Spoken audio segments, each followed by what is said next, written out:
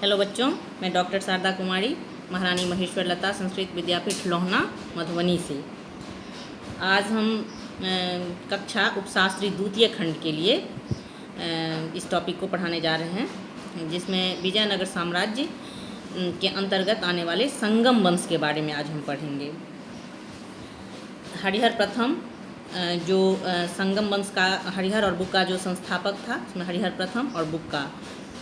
हरिहर 1336 ईस्वी से 54 ईस्वी तक लगभग उसने शासन किया था और संगम वंश का प्रथम शासक होने का गौरव जो है वो हरिहर प्रथम को मिला। उसने अनगोंदी के स्थान पर जो है नवीन नगर विजयनगर को अपनी राजधानी बनाया। इसके अलावा उसने बादामी, उदयगिरी एवं गुटी में स्थित दुर्गों को शक्तिशाली बनाया। उसने होयसल राज्य को अपने राज्य में मिलाया तथा कदम्ब एवं मदुरा पर भी विजय प्राप्त की। उसके बाद दूसरा शासक बुक्का प्रथम, जो उसके बाद शासक बना, उसका उत्तराधिकारी वो हरिहर का भाई था। उसने मदुरा को अपने साम्राज्य में मिलाया। सर्वप्रथम बुक्का ने ही बहमनी और विजयनगर साम्राज्य के मध्य बने विवाद के कारण कृष्णा नदी को बहमनी तथा विजयनगर साम्राज्य के मध्य की सीमा माना। बुक्का ने वेद मार्ग प्रतिष्ठापक की उपाधि ग्रहण की। बुक्का जो है, बुक्का प्रथम ने चीन में अपना एक दूत मंडल भी भेजा था। हरिहर एवं बुक्का, लेकिन इन दोनों भाइयों ने राजा व महाराजा की उपाधि ग्रहण नहीं की थी। तीसरा शासक हरिहर द्वितीय, इसका कार्यकाल जो है 1378 से 1406 ईस्वी तक का माना जाता है। हरिहर द्वितीय विजयनगर राज सिंहासन पर महाराजा धीराज की उपाधि धारण करके बैठा और उसने कनारा, मैसूर, तृष्णापल्ली, कांची आदि प्रदेशों पर विजय प्राप्त की।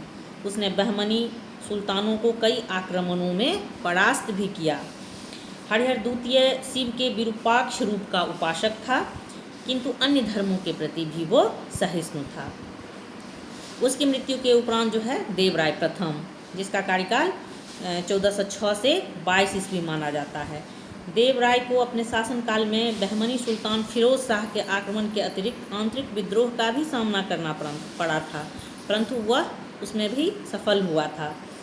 देवराय प्रथम ने राज्य में सिंचाई की सुविधा के लिए तुंगभद्रा नदी पर जो है बांध बना करके और नहरों का निर्माण करवाया था। देवराय प्रथम के शासनकाल में ही इटली का यात्री निकोलो कोंटी 1420 ईस्वी में विजयनगर की यात्रा पर आया था।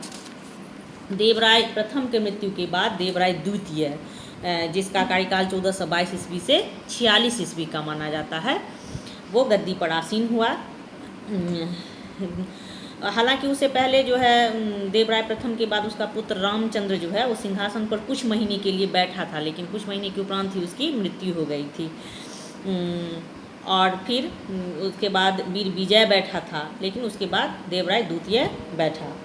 देवराय द्वितीय ने इमाडी देवराय के नाम से भी देवराय द्वितीय को जाना जाता है। उसने आंध्र में कोंडबिंदु का दमन कर कृष्णा नदी तक विजयनगर की उत्तरी एवं पूर्वी सीमा को बढ़ाया था। उसने आंध्र एवं उड़ीसा के जो शासक थे, गजपति शासक, उसको उसने पराजित किया था। फारसी राजदूत अब्दुल रज्जाक देवराय द्वितीय के समय में विजयनगर की यात्रा पे आया था। फरिश्ता जो है उसके अनुसार वह लिखते हैं, फरिश्ता, कि देवराय द्वितीय ने करीब 2000 मुसलमानों को अपनी सेना में भर्ती किया एवं उन्हें जागीरें भी प्रदान की। देवराय ने मुसलमानों को मस्जिद निर्माण की स्वतंत्रता भी दे रखी थी। एक अभिलेख में देवराय द्वितीय को गजबेटकर का तात्पर्य हुआ हाथियों का शिकारी, उसको कहा गया है। देवराय द्वितीय ने संस्कृत ग्रंथ महानाटक सुधानिधि, संस्कृत का ग्रंथ महानाटक सुधानिधि एवं ब्रह्मसूत्र पर एक भाष्य भी लिखा। वाणिज्य को नियंत्रित एवं नियमित करने के लिए उसने लकन्ना या लक्ष्मण को, जो कि उसका दाहिना हाथ था, दक्षिण समुद्र का स्वामी बना दिया, अर्थात विदेश व्यापार का भार उस पर उसने सौंपा।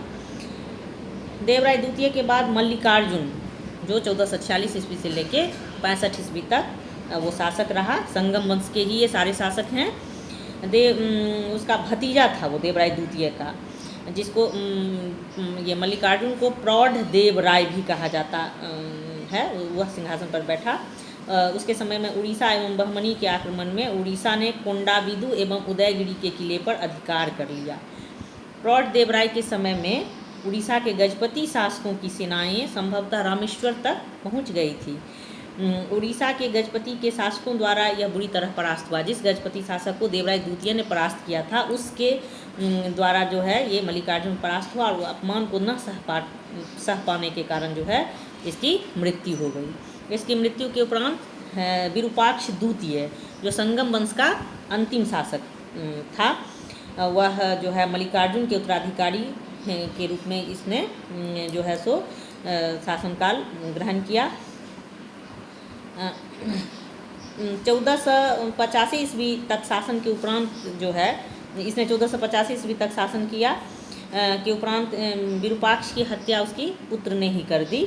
पुर्तगाली यात्री नूनीज उसके अनुसार कहा जाता है कि विजयनगर में इस समय चारों ओर अराजकता एवं अशांति का माहौल बन गया और इन्हीं परिस्थितियों का फ़ायदा उठाकर फिर अगला वंश जो सालुब वंश के नाम से जाना जाता है, सालुब नरसिंह के सेनानायक नरसा नायक ने राजमहल पर कब्जा कर सालुब नरसिंह को राजगद्दी पर बैठने के लिए निमंत्रण दिया और इस घटना को विजयनगर साम्राज्य के इतिहास में प्रथम बलापहार कहा गया है। तो इस तरह संगम वंश का खात्मा हुआ और एक नए वंश सालुब वंश की स्थापना हुई, जिसके बारे में हम कल चर्चा करेंगे।